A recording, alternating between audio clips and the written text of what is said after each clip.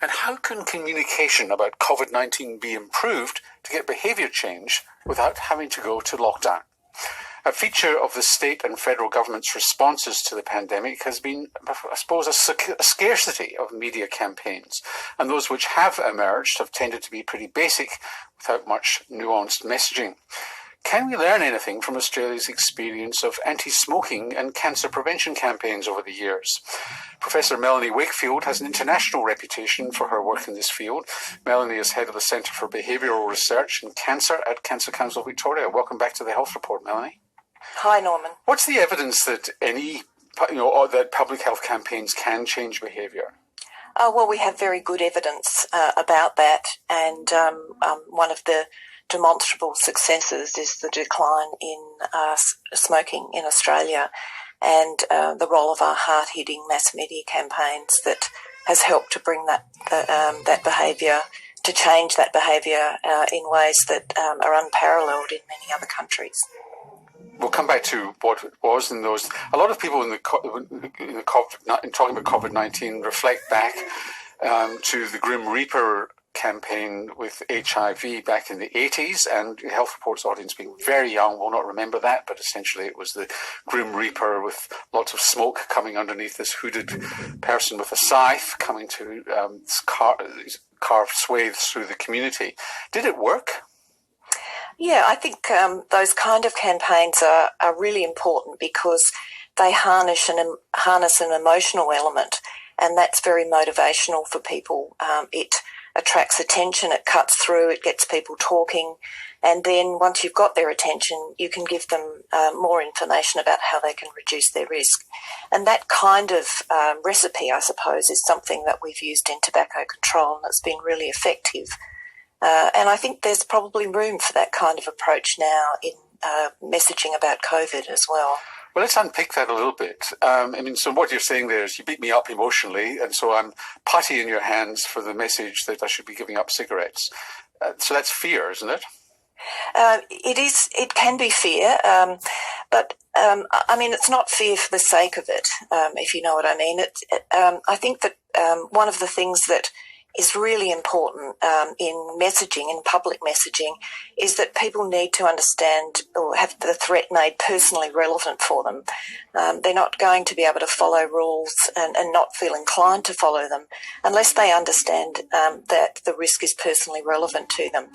And so the way that we have done that in tobacco control is through explaining how tobacco-related disease, what it's like to have a tobacco-related disease, showing compelling personal stories of people who are suffering, what kind of damage is done to the body, and I think that it's important that people understand that. Otherwise, it's very difficult for them to understand what it would be like to have that kind of condition.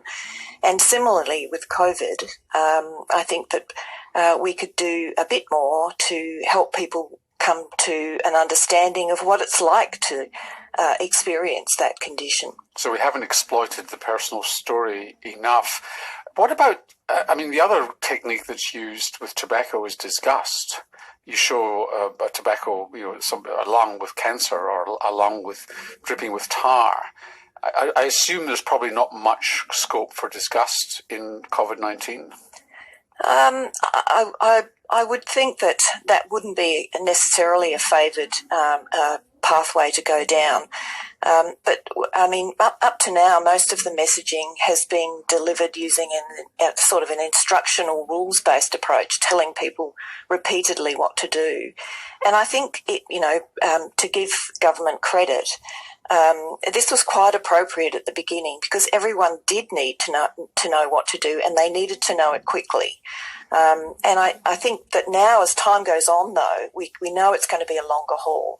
Many people still don't know anyone who's been severely affected by COVID, and so you might understand that they would think, well, I probably won't get it, or if I get it, it won't be serious. It only affects older or sicker people.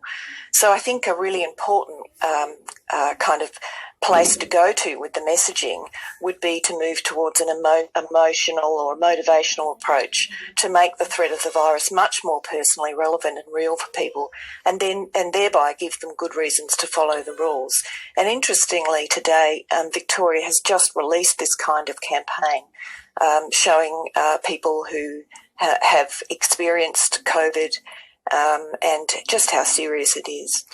So would you nuance that for young people and different communities? Absolutely. It's really important to do that. And there will be examples. Unfortunately, there are real examples across the board, not just in Victoria, but of course across the population, of people who have unfortunately contracted this virus, and it's been dreadful for them for weeks and months on end. And I think having people talk about that, even younger people, can really bring to life what the risks might be for people. Why do you think governments have not jumped on this? It really has been disappointing when we've got some great creative talent in our advertising community as well as the public health community.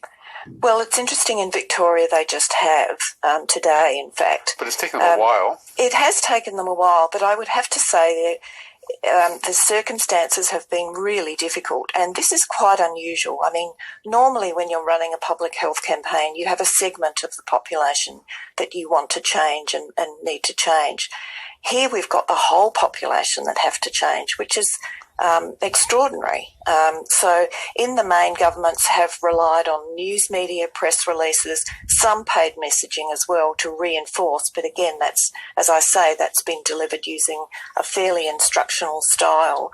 And I think that now that it's clear that it's going to be a longer haul, this is where the experience from public health can come to the fore and really be helpful. Melanie, thanks for joining us. You're welcome, Norman. Professor Melanie Wakefield is head of the Centre for Behavioural Research in Cancer at Cancer Council Victoria. This is Ireland's Health Report, and I'm Norman Swan.